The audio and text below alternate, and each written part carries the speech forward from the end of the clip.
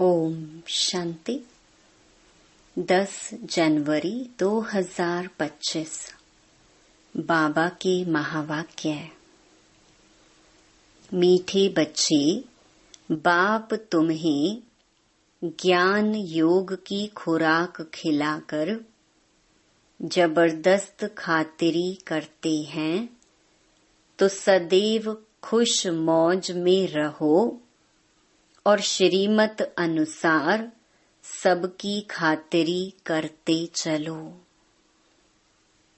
प्रश्न: इस संगम युग पर आपके पास सबसे अमूल्य चीज कौन सी है जिसकी संभाल करनी है? उत्तर: इस सर्वोत्तम ब्राह्मण कुल में आपकी यह जीवन बहुत अमूल्य है। इसलिए शरीर की संभाल जरूर करनी है। ऐसे नहीं, यह तो मिट्टी का पुतला है, कहाँ यह खलास हो जाए। नहीं, इनको जीते रखना है।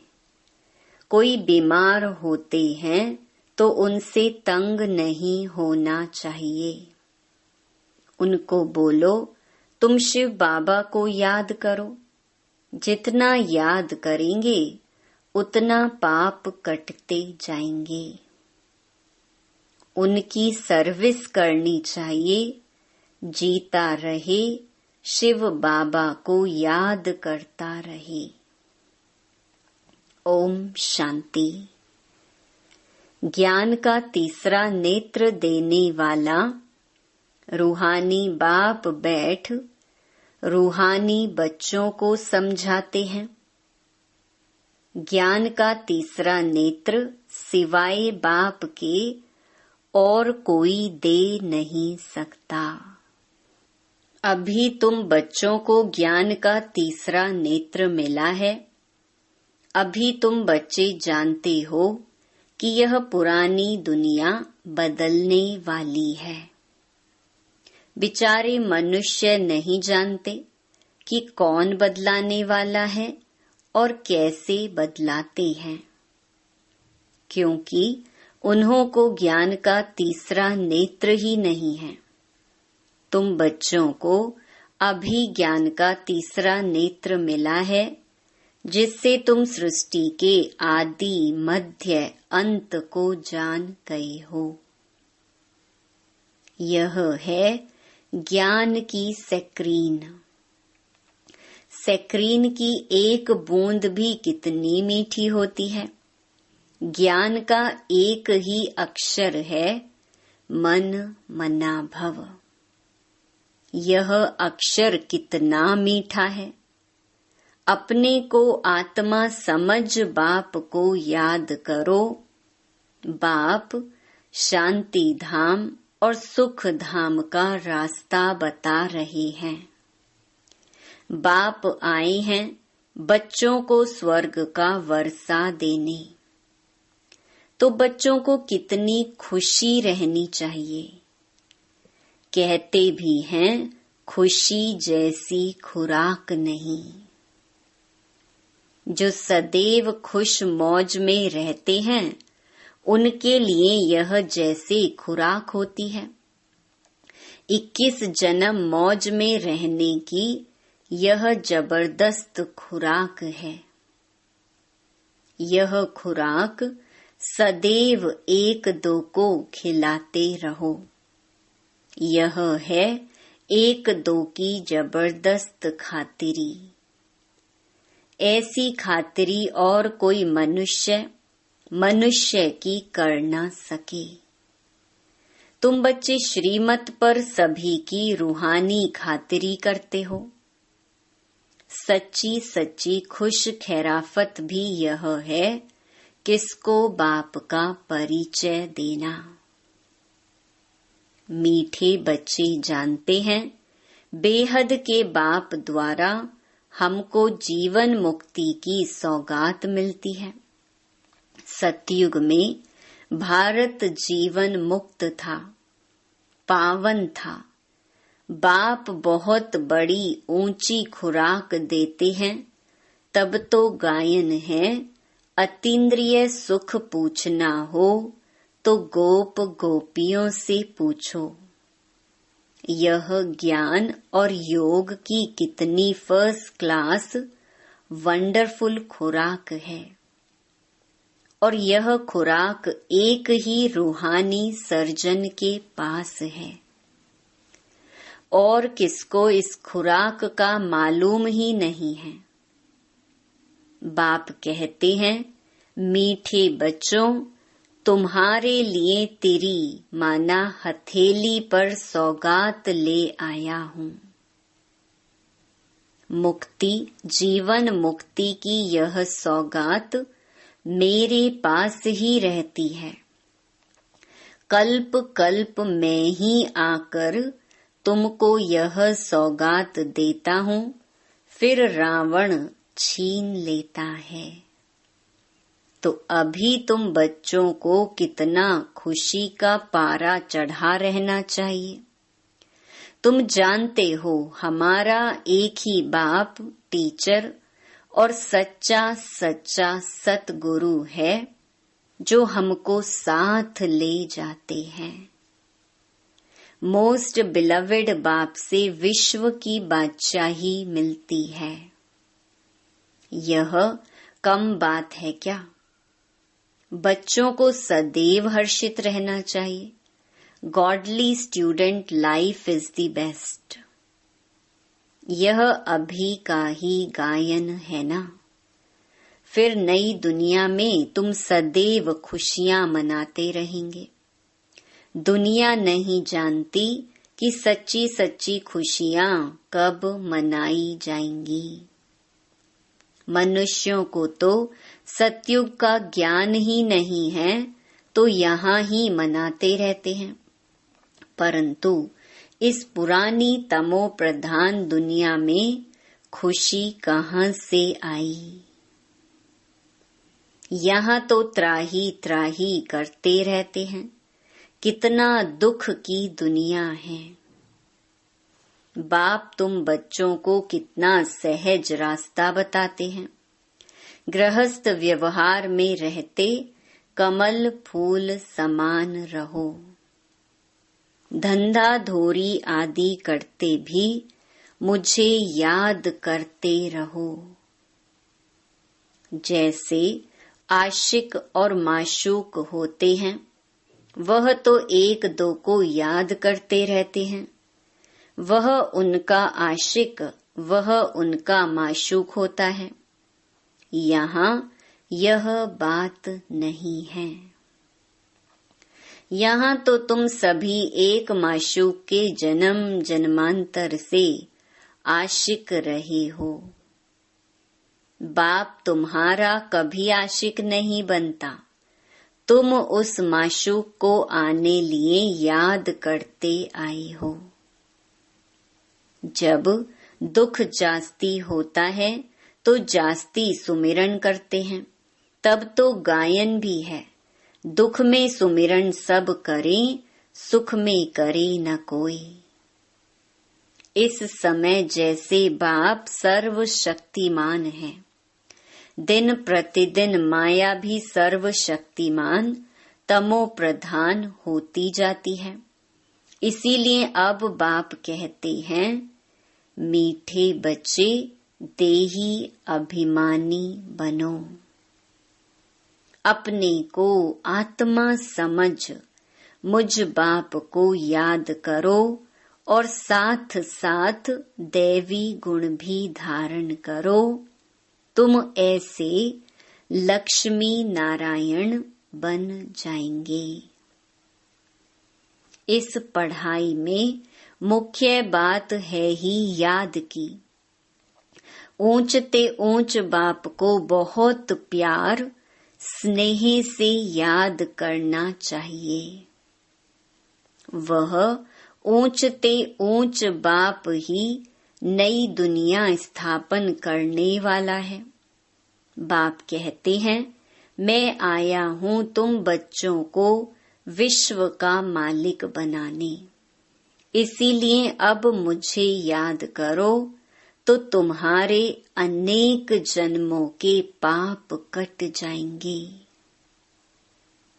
पतित पावन बाप कहते हैं, तुम बहुत पतित बन गए हो, इसलिए अब तुम मुझे याद करो तो तुम पावन बन और पावन दुनिया का मालिक बन जाएंगे। पतित पावन बाप को ही बुलाते हैं ना। अब बाप आए हैं तो जरूर पावन बनना पड़े। बाप दुख हरता सुख करता है। बरोबर सतयुग में पावन दुनिया थी तो सभी सुखी ही थे। अब बाप फिर से कहते हैं, बच्चे शांति धाम और सुख धाम को याद करते रहो। अभी है संगम युग, खिवैया तुमको इस पार से उस पार ले जाते हैं। नैया कोई एक नहीं, सारी दुनिया जैसे एक बड़ा जहाज है, उनको पार ले जाते हैं। तुम मीठे बच्चों को कितनी खुशियां होनी चाहिए। तुम्हारे लिए तो सदैव खुशी ही खुशी है। बेहद का बाप हमको पढ़ा रहे हैं, वाह! यह तो कभी भी न सुना न पढ़ा। भगवान वाच, मैं तुम रूहानी बच्चों को राजयोग सिखा रहा हूँ, तो पूरी रीति सीखना चाहिए, धारणा करनी चाहिए, पूरी रीति पढ़ना चाहिए। पढ़ाई में नंबरवार तो सदैव होते ही हैं। अपने को देखना चाहिए, मैं उत्तम हूँ, मध्यम हूँ व कनिष्ठ हूँ। बाप कहते हैं, अपने को देखो, मैं ऊंच पद पाने के लायक हूँ, रूहानी सर्विस करता हूँ। क्योंकि बाप कहते हैं, बच्चे सर्विसेबल बनो, फॉलो करो। मैं आया ही हूँ सर्विस के लिए, रोज सर्विस करता हूँ, इसलिए ही तो यह रथ लिया है। इनका रथ बीमार पड़ जाता है तो मैं इनमें बैठ मुरली लिखता हूँ। मुख से तो बोल नहीं सकते तो मैं लिख देता हूँ, ताकि बच्चों के लिए मुरली मिस ना हो, तो मैं भी सर्विस पर हूँ ना। यह है रूहानी सर्विस। तो तुम बच्चे भी बाप की सर्विस में लग जाओ, ऑन गॉड फादरली सर्विस। जो अच्छा पुरुषार्थ करते हैं, अच्छी सर्विस करते हैं, उनको महावीर कहा जाता है। देखा जाता है कौन महावीर हैं, जो बाबा के डायरेक्शन पर चलते हैं। बाप का फरमान है, अपने को आत्मा समझ भाई भाई देखो। इस शरीर को भूल जाओ। बाबा भी शरीर को नहीं देखते हैं।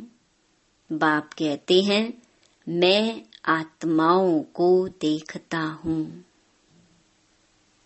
बाकी यह तो ज्ञान है कि आत्मा शरीर बिगर बोल नहीं सकती। मैं भी इस शरीर में आया हूँ, लोन लिया हुआ है। शरीर साथ ही आत्मा पढ़ सकती है। बाबा की बैठक यहाँ भ्रकुटी में है। यह है अकाल तख्त। आत्मा अकाल मूर्त है। आत्मा कब छोटी बड़ी नहीं होती है, शरीर छोटा बड़ा होता है। जो भी आत्माएं हैं, उन सभी का तख्त यह भ्रकुटी है। शरीर तो सभी के भिन्न भिन्न होते हैं। किसका अकाल तख्त पुरुष का है, किसका अकाल तख्त स्त्री का है, किसका अकाल तख्त बच्चे का है। बाप बैठ बच्चों को रूहानी ड्रिल सिखलाते हैं। जब कोई से बात करो तो पहले अपने को आत्मा समझो। हम आत्मा फलाने भाई से बात करते हैं। बाप का पैगाम देते हैं कि शिव बाबा को याद करो। याद से ही जंग उतरनी है। सोने में जब अलॉय पड़ती है तो सोने की वैल्यू ही कम हो जाती है। तुम आत्माओं में भी जंग पड़ने से तुम वैल्यूलेस हो गए हो। अब फिर पावन बनना है। तुम आत्माओं को अब ज्ञान का तीसरा नेत्र मिला है। उस नेत्र से अपने भाइयों को देखो। भाई भाई को देखने से कर्मेंद्रियां चंचल नहीं होंगी। राज्य भाग्य लेना है, विश्व का मालिक बनना है तो यह मेहनत करो।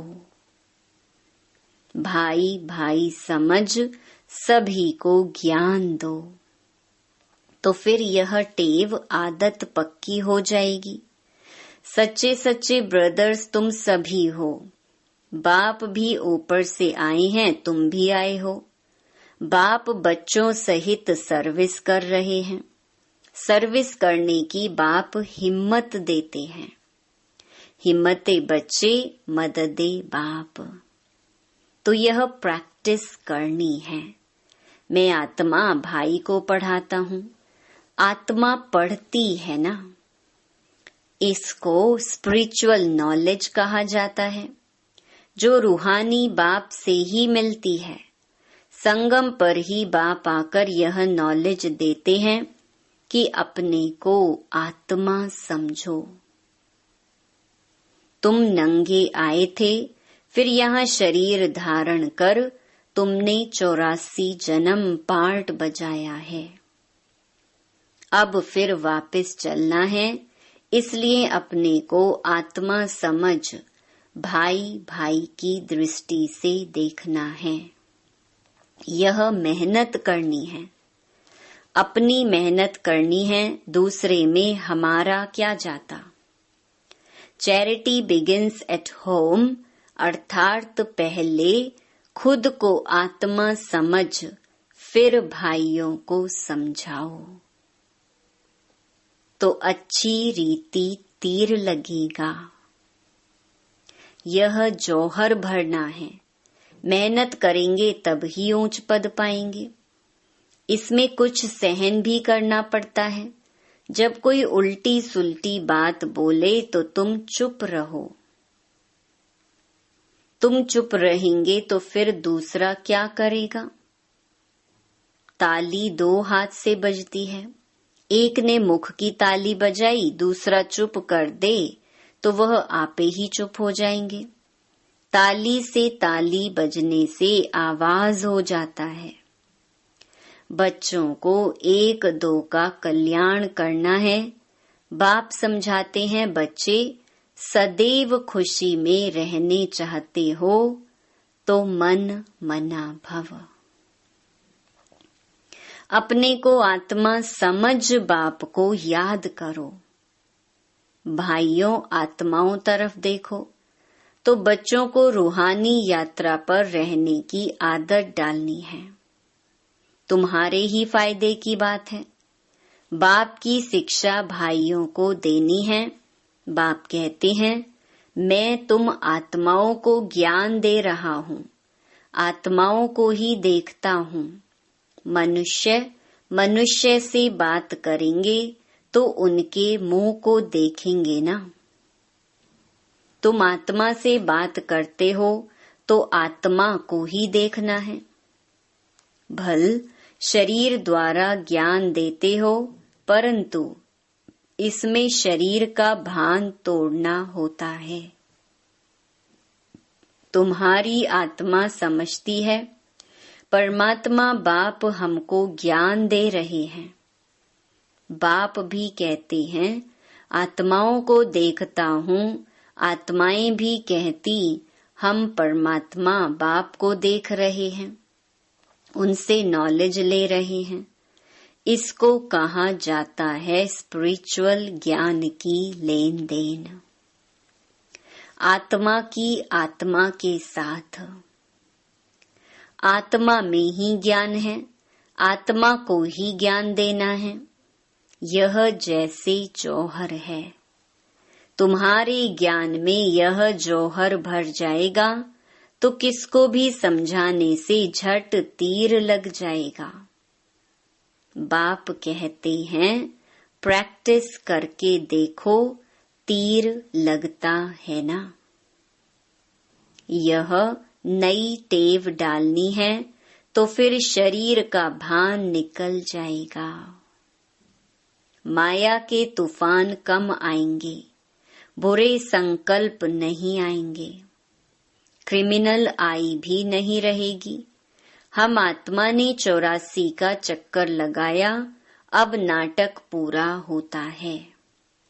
अब बाबा की याद में रहना है। याद से ही तमो प्रधान से सतो प्रधान बन, सतो प्रधान दुनिया के मालिक बन जाएंगे। कितना सहज है। बाप जानते हैं बच्चों को यह शिक्षा देना भी मेरा पार्ट ही है। कोई नई बात नहीं। हर 5000 वर्ष बाद हमको आना होता है। मैं बंधायमान हूँ। बच्चों को बैठ समझाता हूँ, मीठे बच्चे, रूहानी याद की यात्रा में रहो तो अंत मते सो गति हो जाएगी। यह अंत काल है ना। मामेकम याद करो तो तुम्हारी सद्गति हो जाएगी। याद की यात्रा से पाया मजबूत हो जाएगा। यह देही अभिमानी बनने की शिक्षा एक ही बार तुम बच्चों को मिलती है। कितना वंडरफुल ज्ञान है। बाबा वंडरफुल है तो बाबा का ज्ञान भी वंडरफुल है। कब कोई बता न सके। अभी वापस चलना है, इसलिए बाप कहते हैं मीठे बच्चों यह प्रैक्टिस करो। अपने को आत्मा समझ आत्मा को ज्ञान दो। तीसरे नेत्र से भाई भाई को देखना है। यह बड़ी मेहनत है। यह है तुम ब्राह्मणों का सर्वोत्तम ऊंच ते ऊंच कुल। इस समय तुम्हारा जीवन अमूल्य है, इसलिए इस शरीर की भी संभाल करनी है। तमो प्रधान होने कारण शरीर की आयु भी कम होती गई है। अब तुम जितना योग में रहेंगे उतना आयु बढ़ेगी। तुम्हारी आयु बढ़ते बढ़ते 150 वर्ष हो जाएगी सतयुग में। इसीलिए शरीर की भी संभाल करनी है। ऐसे नहीं यह तो मिट्टी का पुतला है, कहाँ यह खलास हो जाए। नहीं, इनको जीते रखना है। यह अमूल्य जीवन है ना। कोई बीमार होते हैं तो उनसे तंग नहीं होना चाहिए। उनको भी बोलो शिव बाबा को याद करो। जितना याद करेंगे उतना उनके पाप कटते जाएंगे। उनकी सर्विस करनी चाहिए। जीता रहे, शिव बाबा को याद करता रहे। यह समझ तो रहती है ना, हम बाबा को याद करते हैं। आत्मा याद करती है बाप से वर्षा पाने के लिए।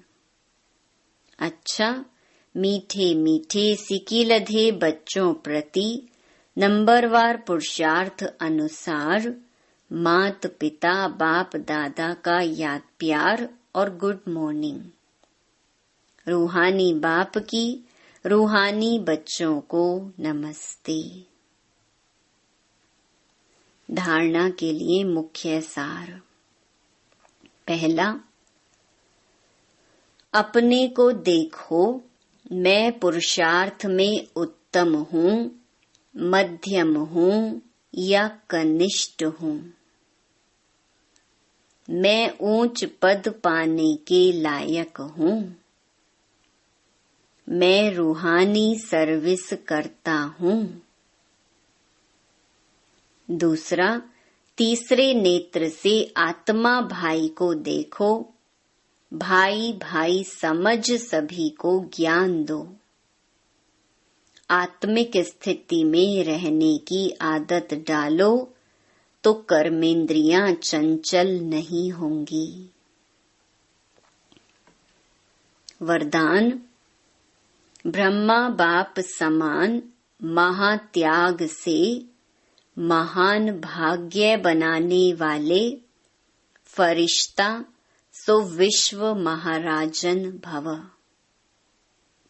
फरिश्ता सो विश्व महाराजन बनने का वरदान उन्हीं बच्चों को प्राप्त होता है जो ब्रह्मा बाप के हर कर्म रूपी कदम के पीछे कदम उठाने वाले हैं,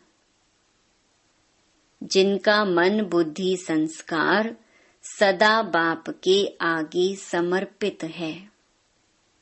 जैसे ब्रह्मा बाप ने इसी महात्याग से महान भाग्य प्राप्त किया, अर्थात नंबर 1 संपूर्ण फरिश्ता और नंबर 1 विश्व महाराजन बने, ऐसे फॉलो फादर करने वाले बच्चे भी महान त्यागी व सर्वस्व त्यागी होंगे। संस्कार रूप से भी विकारों के वंश का त्याग करेंगे। स्लोगन, अभी सब आधार टूटने हैं, इसलिए एक बाप को अपना आधार बनाओ। अपनी शक्तिशाली मनसा द्वारा सकाश देने की सेवा करो। इतनी सारी प्रकृति को परिवर्तन करना, तमोगुणी संस्कारों वाली आत्माओं के तमोगुणी वाइब्रेशंस को बदलना और स्वयं को भी ऐसे खूने नाहिक वायुमंडल के वाइब्रेशंस से सेफ रखना तथा उन आत्माओं को सहयोग देना, इस विशाल कार्य के लिए मनसा को शुभ भावनाओं से संपन्न शक्तिशाली बनाओ। ओम शांति।